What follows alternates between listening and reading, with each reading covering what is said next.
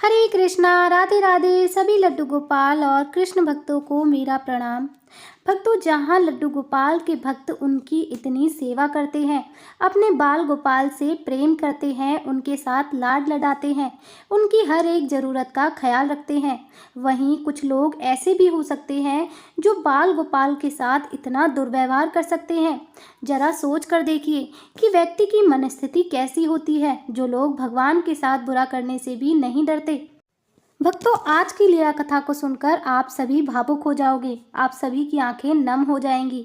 आज की लीला कथा हमारे साथ सादरा की रहने वाली नंदिनी जी ने शेयर की है। नंदिनी जी बताती हैं कि उनकी शादी को आज 11 साल हो चुके हैं और ये घटना 11 वर्ष पहले की है। नंदिनी जी बताती हैं कि जब उनकी शादी हुई थी, उस समय उनके घर में उनकी सास ससुर और उनके हस्बैंड थे।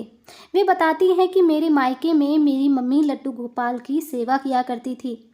अब मैंने बचपन से ही अपने घर में लड्डू गोपाल की सेवा होते देखी थी, इसीलिए मैं भी बाल गोपाल से बहुत प्रेम करती थी। लेकिन नंदिनी जी बताती हैं कि मेरी शादी से 1 वर्ष पहले ही मेरी मम्मी का देहांत हो गया था। इसीलिए जब मेरी शादी हुई तो मेरे मायके में लड्डू गोपाल की सेवा करने वाला कोई नहीं था। मेरे पापा थे, लेकिन वो लड्डू गोपाल की सेवा नहीं कर पाते। इसीलिए शादी के बाद मैं लड्डू गोपाल को अपने साथ ससुराल ले आई। नंदिनी जी कहती हैं कि उनकी ससुराल में सभी लोग बहुत अच्छे थे। उनके सास ससुर और उनकी हस्बैंड भी बहुत अच्छे थे। नंदिनी जी बताती हैं कि मेरे जो हस्बैंड हैं वो अहमदाबाद में जॉब करते थे, वहीं पर उनकी जॉब थी, तो उन्होंने शादी के लिए 15 दिन की छुट्टी ली थी। नंदिनी जी कहती हैं कि शादी के बाद उनकी सासू माँ का जो व्यवहार था वो उनके प्रति बहुत ही अच्छा था। उस समय वे उनसे बहुत अच्छे से बात किया करती थी। अब वे कहती हैं कि धीरे धीरे मेरे शादी को 15 दिन बीत गए और उसके बाद अब मेरे हस्बैंड को वापस अपनी जॉब पर जाना था। नंदिनी जी कहती हैं कि अब मेरे हस्बैंड के जॉब पर वापस जाने के बाद में मेरी सासू माँ का जो रवैया है वो धीरे धीरे मेरे प्रति बदलने लगा। अब तो वो मुझसे ठीक से बात ही नहीं करती थी। जब भी मैं उनसे कुछ पूछती थी तो ना ही वो मुझे जवाब देती थी और ना ही मुझसे ठीक से बात करती थी। मैं उनका ये व्यवहार देखकर समझ ही नहीं पा रही थी कि आखिर मम्मी जी को क्या हो गया है। मैंने सोचा कि मम्मी जी मेरे साथ इतने अच्छे से थी, फिर ना जाने इनके जाते ही मम्मी जी को क्या हो गया। मुझे लगा कि शायद मुझसे कोई गलती तो नहीं हो गई। मैंने मम्मी जी से पूछा कि मम्मी जी क्या हुआ, क्या मुझसे कोई गलती हो गई है, क्या मुझसे कोई भूल हो गई है, इसलिए आप मुझसे इस तरह से बातें करती हैं। तब मेरी सासू माँ मुझसे कहने लगी कि तुमसे कैसे बातें करी जाएं। अरे मेरा एक ही तो बेटा था, कितने सपने थे हमारे कि जब बेटे की शादी होगी तो खूब सारा दहेज मिलेगा, लेकिन तुम्हारे बाप ने तो तुम्हें कुछ भी नहीं दिया। साथ में ये मूर्ति को और उठा कर लाई हो, जिसकी सेवा में दिन रात लगी रहती हो। घर वालों की सेवा तो तुमसे होती नहीं है, दिन भर बस इस मूर्ति के आगे पीछे घूमती रहती हो। पता नहीं इस मूर्ति में क्या रखा है। हमारे तो कर्म ही फूट गए और साथ में हमारे बेटे की भी कर्म फूट गए, जो ऐसी बहू मिली। दहेज में कुछ भी नहीं मिला और किससे पूछकर तुम हमारे घर में लड्डू गोपाल की मूर्ति लेकर आई हो। शादी में आने से पहले ही तुमने अपनी चलाना शुरू कर दी। क्या तुमने एक बार भी नहीं सोचा कि मेरे ससुराल वाले इस मूर्ति को रखने भी देंगे या नहीं। अपनी मर्जी से तुम इस मूर्ति को लेकर आ गई हो। देखो बहू, मैंने अपने बेटे के सामने तुमसे कुछ भी नहीं कहा, तो बस इसलिए क्योंकि मेरे बेटे को लगता कि उसकी शादी होते ही मैं उसकी बीवी से लड़ना शुरू कर दी हूँ। इसीलिए अपने बेटे की नज़रों में गलत ना हो जाऊं, इसलिए उस समय मैंने तुमसे कुछ भी नहीं कहा।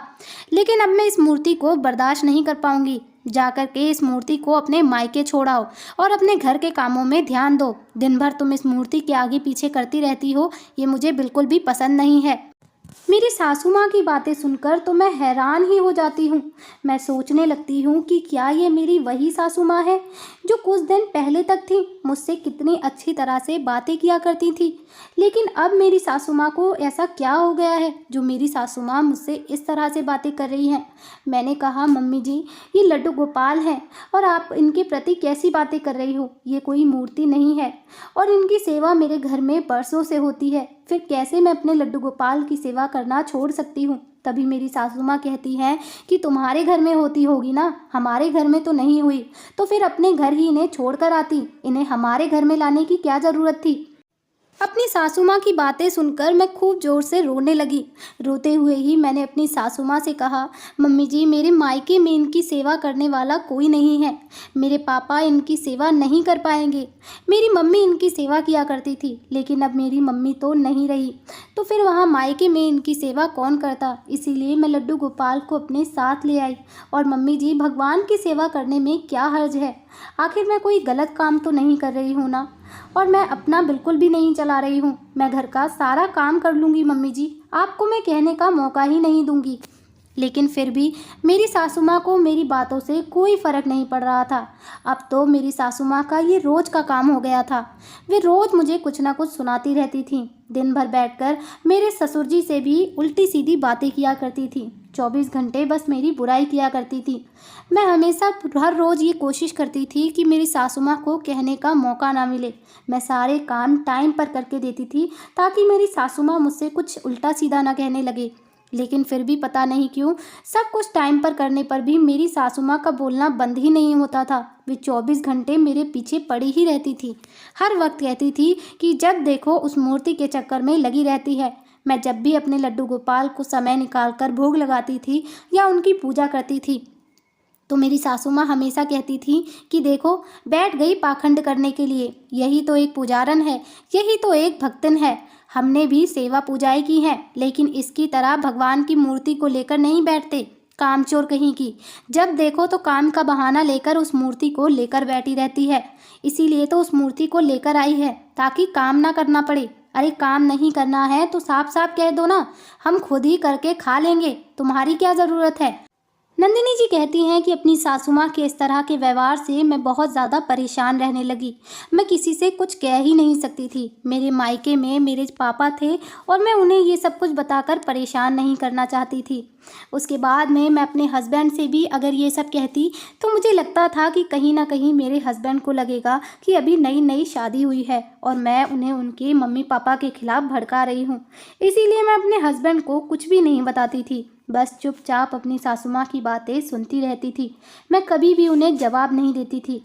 बस जो भी कुछ मेरे साथ दिन भर होता था, वो मैं शाम को जब अपने लड्डू गोपाल को शयन करवाती थी, तो उन्हीं से सारी बातें बताया करती थी कि लड्डू गोपाल, आप तो सब कुछ जानते हैं ना, आप तो सब कुछ देख रहे हैं ना। मैं प्रत्येक काम टाइम पर करती हूँ, लेकिन फिर भी ना जाने क्यों मुझे आपकी सेवा करने के लिए इतना कुछ कहा जाता है, मुझे आपकी सेवा करने के लिए रोका जाता है। लड्डू गोपाल, अब आप ही सब कुछ ठीक कर दीजिएगा।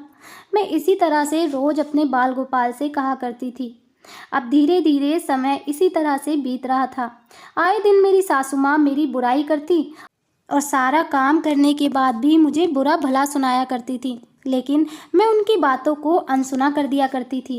एक दिन की बात है, एक दिन मैं घर का सारा काम करने के बाद में लड्डू गोपाल की सेवा के लिए बैठी। मैंने लड्डू गोपाल को स्नान श्रृंगार करवाकर उन्हें विराजमान कर दिया। उसके बाद मैं उनके लिए भोग लगाने लगी। जैसे ही मैं उनके लिए भोग लगा रही थी, उसी समय मेरी सासू माँ मुझे किसी काम के लिए बुलाने लगती हैं। तो मैं अपनी सासू माँ से कहती हूँ कि मम्मी जी, थोड़ी देर रुक जाइए, बस मैंने लड्डू गोपाल का स्नान श्रृंगार करवा दिया है, बस उन्हें भोग लगाना है, मैं भोग लगाकर अभी आती हूँ। इतने में ही मेरी सासू माँ चिल्लाते हुए मेरे ससुर जी से कहती है कि देख लिया, तुम्हारी बहू के कान पर कोई फ़र्क नहीं पड़ता, हम लोगों को पागल कुत्ते की तरह चिल्लाने दो, लेकिन वो अपने मन का ही करती है। उसे जब अपनी मूर्ति की पूजा करने से फुर्सत मिल जाएगी वो तभी आएगी, वरना घर में कोई कुछ भी कहे उसे कोई फ़र्क नहीं पड़ता। अरे इसका तो ये रोज का ही हो गया है, घर हमारा, लेकिन अपनी मनमर्जी का काम करती है, जब खुद का मन होता है तभी करती है। 24 घंटे उस मूर्ति के पीछे लगी रहती है, उस मूर्ति के आगे इसे कुछ दिखाई ही नहीं देता। मेरी सासू माँ मेरे ससुर जी से इस तरह मेरी बुराई करने लगी। अब मेरी सासू माँ की बात सुनकर मेरे ससुर जी को गुस्सा आ जाता है और गुस्से में ही वो उस कमरे में आ जाते हैं जहाँ पर मैं लड्डू गोपाल की सेवा कर रही थी। मैं लड्डू गोपाल को भोग लगा रही थी। मेरे ससुर जी मेरे हाथ से भोग की थाली लेकर फेंक देते हैं अपने ससुर जी को इतने गुस्से में देखकर और उनका ऐसा व्यवहार देखकर मैं बहुत ज़्यादा डर जाती हूँ और रोने लगती हूँ। रोते हुए ही मैं अपने ससुर जी से कहती हूँ कि पापा जी, ये आपने क्या किया? मैं भगवान श्री कृष्ण को भोग लगा रही थी और आपने भोग प्रसाद को इस तरह से फेंक दिया। ये सही नहीं है पापा जी। तभी मेरे ससुर जी चिल्लाते हुए कहते हैं कि चुप हो जाओ बहू, ये तुम्हारा रोज रोज का ड्रामा हो गया है। क्यों तुम इस मूर्ति को लेकर बैठी रहती हो? इसी की वजह से तुम दोनों सास बहू में लड़ाई होती है ना। तुम दोनों की लड़ाई की वजह से हम लोग भी घर में चैन से नहीं रह पाते। आए दिन मैं तुम्हारी लड़ाइयों को देख देख कर परेशान हो गया हूँ। अब मैं इस लड़ाई की जड़ को ही ख़त्म कर देता हूँ। इतना कहकर मेरे ससुर जी लड्डू गोपाल को उठा लेते हैं। जैसे ही वो लड्डू गोपाल को उठाते हैं तो मैं उनसे कहती हूँ कि पापा जी, ये आप क्या कर रहे हैं? लड्डू गोपाल को नीचे रख दीजिए ना। मेरे ससुर जी मेरी एक बात नहीं सुनते और लड्डू गोपाल को वहाँ से लेकर बाहर जाने लगते हैं। और तभी मैं और मेरी सासू माँ भी मेरे ससुर जी के पीछे भागते हुए जाते हैं। मैं अपनी सासू माँ से कहती हूँ कि मम्मी जी, पापा जी को रोकिए ना, उनसे कहिए ना कि वो लड्डू गोपाल को मुझे वापस दे दें। पता नहीं पापा जी लड्डू गोपाल के साथ क्या करेंगे, वो उन्हें लेकर कहाँ जा रहे हैं। तभी नंदिनी जी कहती हैं कि मेरे ससुर जी बाहर आते ही उन्होंने लड्डू गोपाल को जो अपने हाथ में पकड़ा हुआ था वो उन्हें ज़ोर से ऊपर की तरफ उछालते हैं और छत पर फेंक देते हैं। जैसे ही वो उन्हें छत पर फेंकते हैं और लड्डू गोपाल की आवाज़ धम से आती है, वहीं पर मेरी सांसें थम जाती हैं। मेरा शरीर जैसे सुन्न पड़ जाता है और मैं दौड़ते हुए छत पर जाती हूँ। छत पर मेरे पीछे पीछे मेरी सासू माँ भी दौड़ते हुए आती हैं। जब मैं जाकर देखती हूँ कि मेरे कान्हा छत पर उल्टे पड़े हैं तो मैं भागकर अपने कन्हैया को गोद में उठा लेती हूँ। मुझे ये समझ ही नहीं आ रहा था कि मैं अपने कान्हा को कहाँ से पकड़ूं। मुझे ऐसा लग रहा था कि मेरे कान्हा को न जाने कहाँ कहाँ चोट लगी होगी, उन्हें कितनी चोट लगी होगी। वे छोटे से बालक हैं, उन्हें इतनी बेरहमी से फेंक दिया गया। मुझे समझ में ही नहीं आ रहा था। मैं तो कुछ बोल भी नहीं पा रही थी, बस मैं रोए जा रही थी और रोते हुए ही मैं कह रही थी कि पापा जी, ये आपने क्या पाप कर दिया? आपने ऐसा क्यों किया? आपने मेरे लड्डू गोपाल को इस तरह से फेंक दिया, उन्हें कितनी चोट लगी होगी। तभी मेरी सासू माँ निर्दयता के साथ कहती है कि अच्छा ही तो हुआ ना, अब ना रहेगा बांस और ना बजेगी बांसुरी। दिन भर जब देखो उस लड्डू गोपाल की मूर्ति को लेकर बैठी रहती थी। अरे मूर्ति हो गई कि आफत हो गई, जब देखो तो उसके आगे पीछे तुम्हें घर का काम तो दिखाई ही नहीं देता था। अब अच्छा हुआ ना रहेंगे तुम्हारे लड्डू गोपाल और ना करोगी तुम उनकी सेवा। पता नहीं उस मूर्ति में क्या रखा था जो 24 घंटे उस मूर्ति के आगे पीछे करती रहती थी। कभी उन्हें जगाती थी, कभी सुलाती थी। पूजा तो हमने भी की है, लेकिन तुम्हारी तरह ढोंग करना हमें नहीं आता। लेकिन अब अच्छा हुआ, अब तुम्हारे रोज रोज के ढोंग हमें नहीं देखने पड़ेंगे। ये कहकर मेरी सासू माँ वहाँ से चली जाती हैं। लेकिन मैं तो अभी भी अपने लड्डू गोपाल को लेकर वहीं पर बैठकर रोए जा रही थी।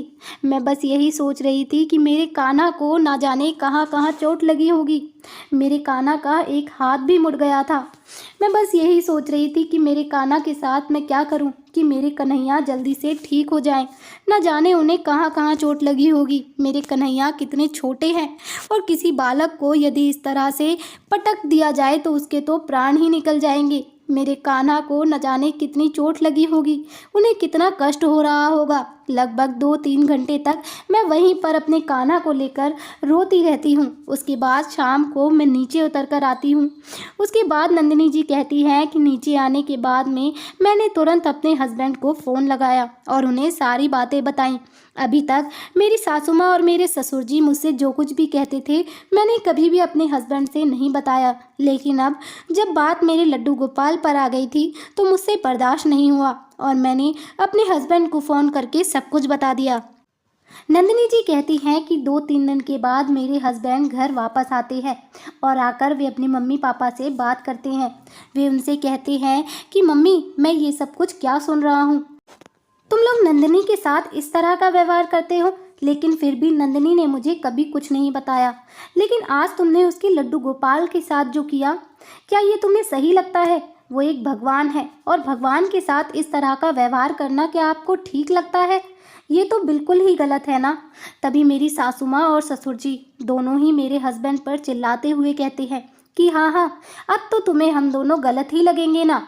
क्योंकि अब हमने तुम्हें पढ़ा लिखा कर इतना बड़ा जो कर दिया है, अब तो तुम्हें बस अपनी बीवी ही सही लगेगी ना। अरे जरा पूछो अपनी बीवी से कि दिन भर क्या करती थी। हमारी सेवा तो कभी इससे हुई नहीं। बस 24 घंटे उस मूर्ति को लेकर उसके आगे पीछे घूमती रहती थी और ढोंग करती रहती थी। अरे जब इंसानों की सेवा इससे नहीं होती तो भगवान की सेवा करके कौन सा ये उन्हें प्रसन्न कर लेगी। हमने कोई शौक से लड्डू गोपाल को नहीं फेंका। इसकी हरकतों से हम लोग तंग आ गए थे, इसके रोज रोज के पूजा के ड्रामे को देखकर। 24 घंटे उस मूर्ति के साथ कभी उसको खाना खिलाती थी, कभी उसको स्नान करवाती थी और कभी उसको सुलाती थी। इस तरह के ढोंग हमसे नहीं देखे जा रहे थे, इसीलिए हम लोग परेशान हो गए थे। तेरी बीवी की करतूतें ही ऐसी हैं, तो हम लोग क्या करें। ये कहकर मेरे सासू माँ और ससुर जी दोनों ही मेरे हस्बैंड से लड़ने लगे और मेरी बुराइयां करने लगे।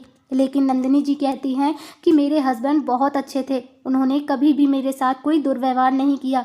और उसके बाद से ही मेरे हस्बैंड ने कहा कि अब मैं नंदिनी को यहाँ पर बिल्कुल भी नहीं रहने दूंगा। जब तुम लोग भगवान के साथ ऐसा कर सकते हो तो कल को मेरी बीवी के साथ करने में भी तुम्हें कोई डर नहीं लगेगा। और ये कहकर मेरे हस्बैंड मुझे अहमदाबाद ले आए और अब हम अहमदाबाद में ही रहने लगे थे। वहीं पर मैं अपने लड्डू गोपाल की खूब सेवा किया करती थी, उनसे खूब लाड लड़ाती थी, क्योंकि अब मुझे लड्डू गोपाल की सेवा करने में कोई भी दिक्कत नहीं होती थी। लगभग 2 वर्ष के बाद मुझे पुत्र संतान की प्राप्ति हुई। अब मेरे हस्बैंड का प्रमोशन भी हो गया था। नंदिनी जी कहती हैं कि लड्डू गोपाल की कृपा से हमारे घर में अब किसी चीज़ की कोई कमी नहीं थी, सब कुछ बहुत अच्छा चल रहा था। अब नंदिनी जी कहती हैं कि उनका बेटा लगभग 3.5 वर्ष का हो गया था और वह अब स्कूल जाने लगा था। नंदिनी जी कहती हैं कि सब कुछ बहुत अच्छा चल रहा था।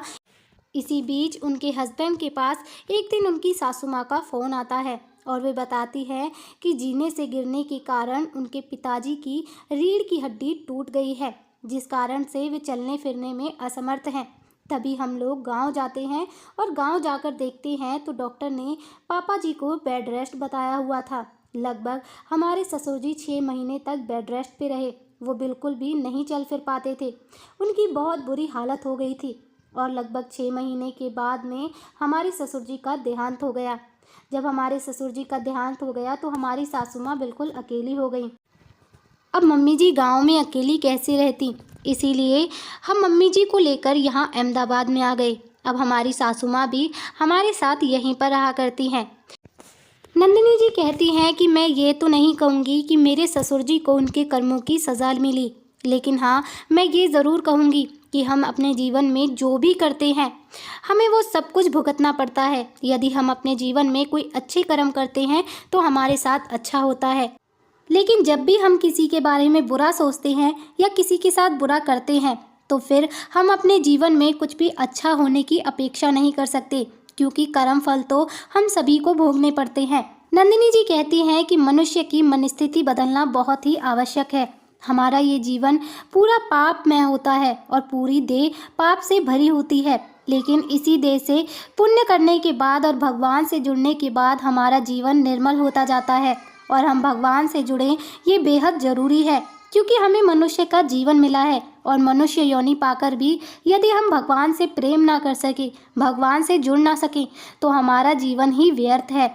नंदिनी जी कहती हैं कि अच्छा बुरा समय तो सभी के जीवन में आता है, लेकिन मैंने कभी भी अपना विश्वास लड्डू गोपाल से नहीं डिगने दिया। मुझे भरोसा था कि एक ना एक दिन मेरे लड्डू गोपाल सब कुछ ठीक कर देंगे। और आज देखो लड्डू गोपाल की कृपा से मेरे जीवन में सब कुछ बहुत अच्छा है, किसी चीज़ की कोई कमी नहीं है। हमारा परिवार एक बहुत ही खुशहाल परिवार है और मैं लड्डू गोपाल से यही प्रार्थना करती हूँ कि जो भी भक्त आपकी सेवा पूजा करते हैं और आपसे प्रेम करते हैं उन सभी भक्तों पर अपनी कृपा दृष्टि सदैव बनाए रखिएगा। भक्तों अपने लड्डू गोपाल से प्रेम करिए, उनकी सेवा करिए और सदैव उन पर विश्वास रखिए। आज की लीला कथा आप सभी को कैसी लगी कमेंट करके ज़रूर बताइएगा। अगर आप मेरे चैनल पर पहली बार विजिट कर रहे हैं तो मेरे चैनल को सब्सक्राइब ज़रूर कीजिएगा और आज की लीला कथा अपने सभी लड्डू गोपाल भक्तों के साथ शेयर कीजिएगा। जल्दी ही मिलेंगे अगले वीडियो में, तब तक के लिए आप सभी को राधे राधे।